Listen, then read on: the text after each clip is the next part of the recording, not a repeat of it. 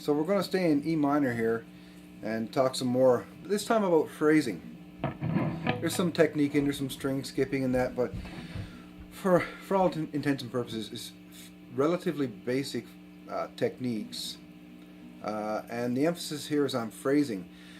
Now, the next two phrases I'm going to show you are the opening phrases of a solo I wrote uh, for a song for a past project I was involved in. And I'd like to play the lick, play the phrases, and then just break them down for you.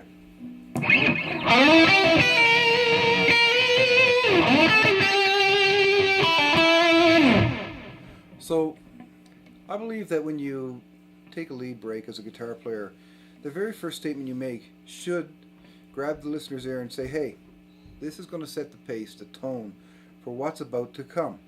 So your first few notes are highly important, and care should be taken to play something, at least I feel, something that will take the song to the next level, but at the same time complement the song. I'll go over this lead break in its entirety in the future, but for today, the first two opening phrases is what I'm about to go over here. So I'm sliding with my ring finger from the 12th to the 14th on the third string. And then I'm simply playing the note at the 12th on the fourth string and the note at the 14th on the third string. So it's simple blues phrasing, right? Then I'm going to skip from the third over the fourth string to the fifth string, play that B note on the 12th there, and then I'm going to slide back to the flat at fifth, and then come back up to the B with some vibrato. And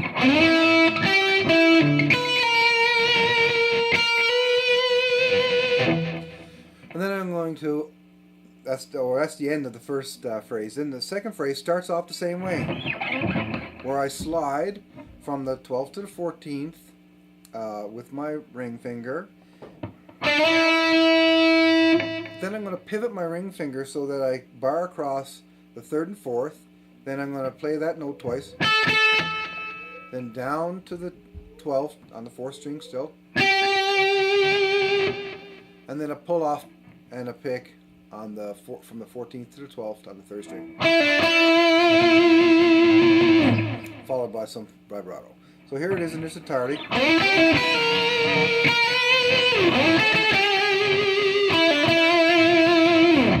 So as you see, I am loosely sliding in from different notes. The emphasis being on the phrasing. The phrasing in general, the target notes would be the ones I described. But you're coming on the slides. You're coming in. You may slide a little earlier, but the target note would be as described. But anyways, the purpose of this is to show you that some of the simplest techniques can be used in many different ways, and that's what I believe is what separates